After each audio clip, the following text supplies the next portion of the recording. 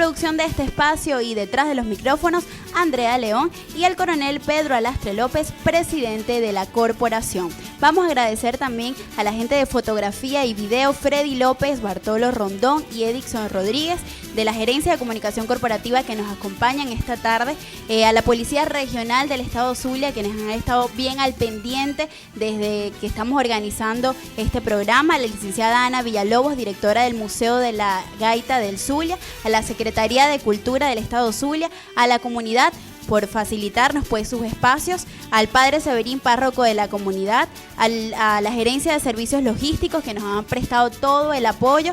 Y saludamos también al tren gerencial de la corporación, que nos acompañan esta tarde. Bienvenido, coronel, muy buenas tardes para usted. Bien, muchísimas gracias. Buenas tardes a todos en este invento que estamos tratando de crear hoy. Ojalá que nos salga bastante bien, porque cuando uno está solo en la radio, uno puede ir hasta sin camisa. Pero en definitiva, la intención es agradecer una invitación, bueno, del padre. El padre tiene varios días invitándonos y inclusive se esperaba que yo viniera un poco más temprano, pero estábamos un poco lejos. Y le dije, bueno, vamos a partir de las 5:30, 6, ir hasta Santa Lucía, hasta aquí donde estamos, y tratar de conversar un rato, ¿no? Nosotros tenemos un programa pautado los lunes, pero por este invento de hoy vamos a escaparnos de las paredes de la radio ya en la Torre de Cuerpo Zulia y acercarnos a este maravilloso rincón de Maracaibo, donde siempre uno pasa, ¿no? Yo particularmente en mi caso particular, por cuanto cada vez que alguien me visita que no es de aquí del Zulia, lo paseo por aquí, pero nunca me paro. Ahora tendré que pararme porque ya visité 2 casas, Gerardo me llevó para su casa, me presentó a su familia, a los amigos, fuimos a la esquina de Luis, que yo tantas veces que había oído esa gaita y no sabía a qué se refería. Y bueno, hoy aprendí algo de historia, ¿no? Un pedacito de historia. Hoy, bueno, un día muy especial, primero, repito, porque nos escapamos de la radio de allá, y segundo, porque estamos en la calle, y tercero, porque Venezuela y el mundo, ¿no? Hay que ver lo importante que es la política, lo dinámica que es la política. Uno trata de mantener una normalidad y no existe tal normalidad. Desde que yo particularmente tengo uso de razón, pues la política me ha apasionado como ciencia y he estudiado algunos aspectos de la política importantes. Por supuesto que la historia es una de las cosas que más me apasiona, la historia patria, la historia venezolana, la historia de estas tierras. Y bueno, es imposible no conversar hoy acerca de la situación de Venezuela, no la situación económica, sino la situación política de Venezuela, donde cada uno de nosotros debe tener un criterio muy claro sobre qué está pasando en Venezuela y cómo nos sorprende cada día las cosas que pasan. Es como, citando la Biblia, padre, David y Goliat, pero ahora el peligroso es David. Goliat parece que está nervioso. Entonces nosotros somos David y Goliat, pues hay gente que está asustado porque nosotros le vamos a hacer algo. Bueno, ya David en la Biblia le hizo algo a Goliat. Nosotros no le vamos a hacer nada. Nosotros no vamos a pretender ir allá a la sede de esa nación del norte, poderosísima, el imperio más poderoso en la historia de la humanidad. Muchos imperios han habido y todos han caído. Todos. Inclusive todos han caído por problemas internos, por su misma decadencia propia, ¿no? Porque ya lo decía Albert Camus en su novela El hombre rebelde. La rebeldía es propia del ser humano y sobre todo cuando abusan del ser humano. Abusan hasta que el ser se rebela. Sale la fuerza de tanto abuso e impone su criterio, su posición de ser humano que necesita el respeto del semejante del otro. Pero bueno, estamos en esta situación desde hace unos días con este rollo con el señor Obama, Barack Mohamed Obama, que dice que nosotros somos una amenaza para la seguridad de los Estados Unidos y por lo tanto va a tomar acciones muy duras contra Venezuela. Bueno, yo sé que eso no va a pasar de una fanfarronada. Yo estoy convencido de eso. Sin embargo, es importante que reflexionemos sobre el momento Y sobre las amenazas, hay una cosa que se llama las amenazas creíbles. Usted cuando amenaza tiene que tomar acciones, porque si no, y eso es peligroso. Eso es peligroso cuando hay que dejarle siempre un escape a alguien, un escape. El escape aquí tiene que ser necesariamente diplomático. Tiene que volver las aguas a su cauce. Tiene que vencer los orgullos propios del ser humano y lo que representa cada ser humano en su rol particular, en este caso el presidente de los Estados Unidos y el presidente de Venezuela. Porque la política exterior de cada país, por lo menos hasta uno sabe, la dirigen los presidentes, ¿no? Los jefes de Estado. Y entonces, bueno, estamos en eso. Pero de todas maneras que nos sirva esto para que asumamos como venezolanos el rol en este caso de reflexionar sobre lo que significa la posición que tiene Venezuela. Nadie va a amenazar a alguien si no tiene un interés particular.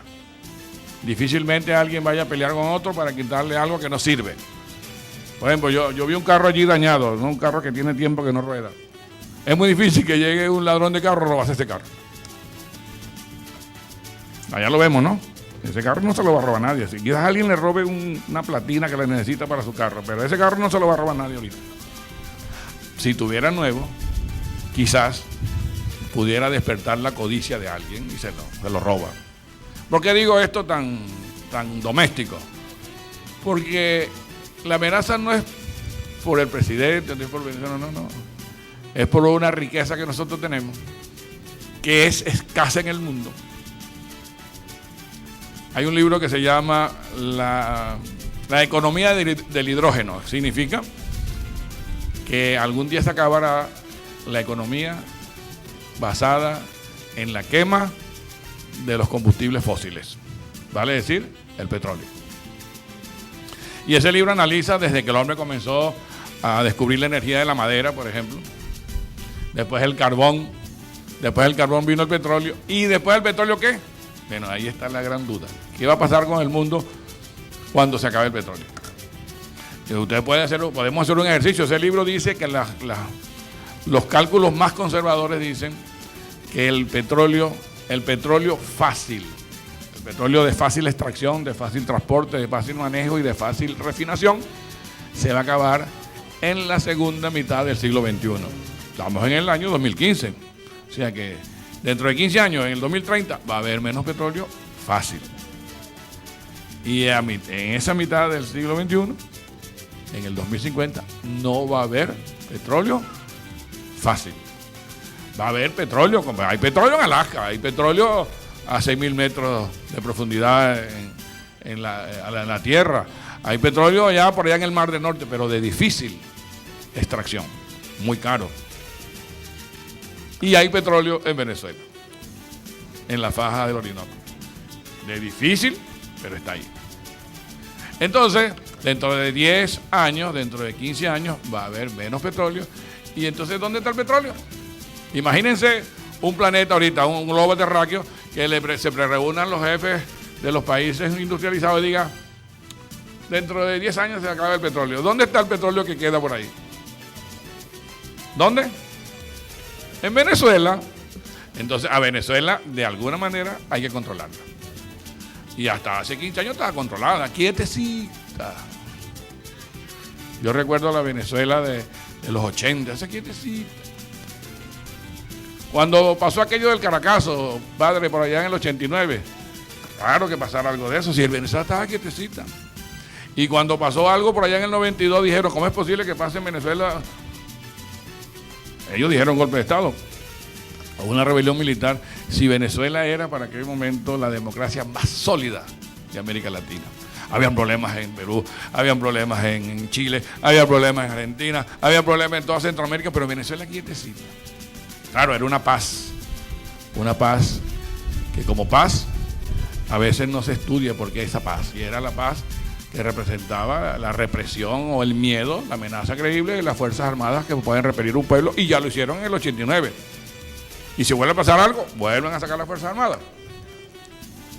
Pero resulta que en el 92 se cayeron algunas máscaras, en el 92, y entonces esa democracia tan estable comenzó a tambalearse. Comenzó a tambalearse como el temblor hace días. Hubo un temblor, ¿cuándo fue? bien sabroso ese temblor allá en el piso 11 de la torre. De estas mujeres iban a tirar por la ventana. Buenísimo. Tuve que controlarlas ahí. Bueno, entonces, Venezuela tiene ese aliciente para alguien de que allí está el petróleo. Y todo viene por ahí. Allá nosotros sí, con el pasar de esos años que van a hacer que se agote el petróleo, somos más o menos inteligentes para que esa riqueza que tenemos ahí la utilicemos con criterio, con deseo de superación, para ser cada día más estudiosos, para que estudiemos más cómo hacer que esa riqueza se refleje en bienestar para la mayoría del pueblo, y al final esa es la revolución. Y ahí vienen los problemas. Ahí vienen los problemas. Cuando el muchacho sale malcriado, entonces el que está acostumbrado a que todo esté quietecito dice, bueno, ¿qué está pasando en Venezuela, pues? Y ustedes, los que están aquí, los que me están oyendo y los que tienen más tiempo de vida, no Andrea, porque Andrea, las preguntas que yo le hago es del siglo XXI para acá. Pero en resumen, sabemos que Venezuela ha estado de espaldas a su capacidad de producir, de progresar. Ustedes se preguntan ahorita cuándo se graduó la primera promoción importante de ingenieros en petróleo. Pregúntenselo, ¿cuántos en su familia tienen ingenieros en petróleo en su familia, primos, sobrinos, ¿no? Y si tienen uno, ¿cuántos se graduó? ¿O cuántos de nosotros conocemos el petróleo? Sabemos que es el petróleo y que sale el petróleo. Bueno, yo sé que es una cosa que sale de la tierra y después sirve para... No. Hay países que no tienen petróleo y todos son ingenieros en petróleo. Porque saben que esa es la riqueza que ha movido el siglo XX y parte del XXI.